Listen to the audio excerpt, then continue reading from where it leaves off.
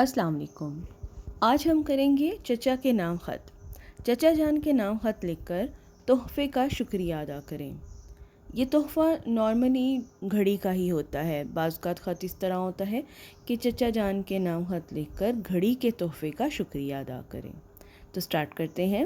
अज़ कमरा इम्तिहान, और उसके बाद हम तारीख़ लिख लेंगे और उसके बाद सेंटर में आप करके लिखेंगे प्यारे चचा जान। अस्सलाम वालेकुम। उम्मीद है कि आप खैरियत से होंगे। कल मुझे बज़रिए डाक आपका भेजा हुआ पार्सल मौसूल हुआ, जिसमें आपने मुझे एक खूबसूरत घड़ी तोहफ़ा की थी।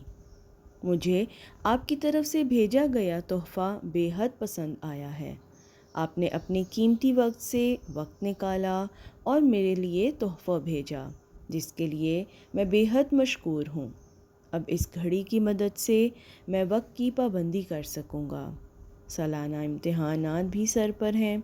मैं पढ़ाई में बहुत मेहनत कर रहा हूँ।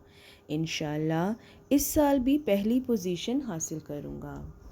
मुझे अपनी ख़ुसूसी दुआओं में याद रखिएगा और आप अपनी सेहत का खूब ख्याल रखिएगा।